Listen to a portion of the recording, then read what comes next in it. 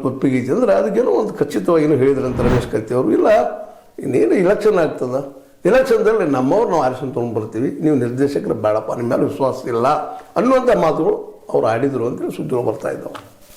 ಇದು ನಿಜಾನ ಆಗಿದ್ರೆ ನಿಶ್ಚಿತವಾಗಿಯೂ ಏನಪ್ಪ ಅಂದ್ರೆ ನಿರ್ದೇಶಕರು ಒಂದು ದೊಡ್ಡ ಗೋಳಿಗೆ ಇತ್ತ ಹುಲಿ ಇತ್ತ ಕೆರೆ ಎತ್ತ ಹೋದ್ರು ಏನಪ್ಪ.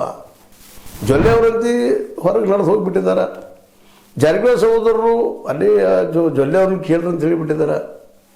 ಮತ್ತು ರಮೇಶ್ ಕತ್ತಿ ಅವರು ನಮ್ಗೆ ಅಪಮಾನ ಯಾರೋ ಬಂದಿದ್ದೀವಿ, ನೀವೇ ಧಿಕ್ಕರಿಸಿದ್ರೆ ನಮ್ಮನ್ನು, ನಾವು ಹಿಂಗೆ ಚುನಾವಣೆ ಮೂಲಕ ಬರ್ತೀವಿ ನೋಡ್ತೀವಿ, ಆಗ ಅಲ್ಲಿವ್ರು ಎಷ್ಟು ಹಾಳಾಗ್ತದೆ ಆಗಲಿ ಮಾಡಿರಿ, ಅದನ್ನು ನೀವು ಮಾಡತ್ತೇನಂದಿದ್ರೆ ಮಾಡ್ಕೊಳ್ರಿ ಅಂತ ಇವರು ಜಾರ್ಕೊಂಡಿದ್ದಾರೆ. ಇನ್ನು ಇವ್ರ ಗತಿ ಏನು, ಇವ್ರದ್ದೇನೋ ಆಗ್ಬಿಟ್ಟು ನಿರ್ದೇಶಕರು ಪಾಪ ಅಲ್ಲಿ ದುಡಿಯೋರ ಗತಿ ಏನು, ವರ್ಕರ್ಸ್ ಗತಿ ಏನು, ರೈತರ ಕಬ್ಬು ಹಚ್ಚಿದವ್ರ ಗತಿ ಏನು, ಇದು ಇವತ್ತೊಂದು ದೊಡ್ಡ ಸಮಸ್ಯೆ.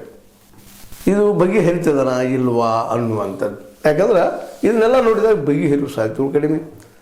ಮತ್ತು ಇವತ್ತು ಜೊಲ್ಲೆ ಅವರು ಒಂದು ವೇಳೆ ಇವ್ರು ಭಾಳ ಬೆನ್ನತ್ತಿದ್ದಾರೆ, ತಮ್ಮವ್ರು ಸೇರಿ ಹೆಚ್ಚು ಮಾಡ್ಕೋತಾರಂತ ಅವ್ರು ಅನ್ನುವಂಥದ್ದೇನೋ ಅವರು ಅಂದಿದ್ದ ಮಾತುಗಳೆಲ್ಲ ಅನ್ಬೋದು.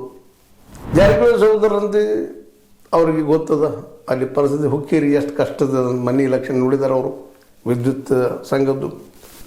ಅದರಲ್ಲೇ ಕತ್ತೆಯವ್ರು ಹಿಡಿದು ಎಷ್ಟು ಅದಪ್ಪ ಹುಕ್ಕೇರಿ ಮೇಲೆ ನೋಡಿದ. ಈಗ ಅವ್ರಿಗೆ ಚಿಂತೆ ಇರೋದು ಜಮಖಾನ ಮಾಡಿ ಉಳಿಸ್ಕೊಳ್ಳುವಂಥದ್ದು.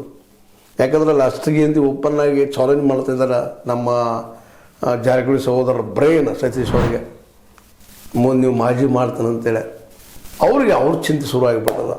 ಈಗ ಮತ್ತೆ ಇದ್ರಲ್ಲಿ ಹೋಗಿ ಸಿಕ್ಕಾಕೊಂಡ್ರೆ ಮತ್ತೆ ನಮ್ದು ಹೆಸರು ಕೇಳೋದು ಬೇಡಪ್ಪ ಈ ನಿರ್ದೇಶಕರಿಂದ, ನಮ್ಗೆ ಹೆಸರು ಇವತ್ತು ಚಲೋ ಅದ ಆ ಭಾಗದಲ್ಲೇ, ಇಲ್ಲ ಅದನ್ನೆಲ್ಲ ನಾವು ಕೊಳ್ಳೆ ಹಾಕೊಳ್ಳೋ ಪ್ರಸಂಗ ಬರ್ತದೆ. ಇವತ್ತು ಅದು ಲಾಸ್ತಲ್ಲಿ ಅದ, ಆ ದುಡ್ಡು ಹಾಕಿ ಮಾಡಿ ಅದನ್ನು ಲಾಭಕ್ಕೆ ತಂದು ನಿಲ್ಲಿಸಿ ನಿಂತರೂ ಸಹಿತ ನಾವು ಆರಿಸಿ ಬರ್ತೀವ. ಯಾಕಂದ್ರೆ ನಿರ್ದೇಶಕರು ಹೇಳ್ದಂಗೆ ನಡಿಬೇಕಲ್ಲೇ, ಆ ನಿರ್ದೇಶಕರ ಅಲ್ಲಿ ಮತಗಳು ಹೆಚ್ಚಿದ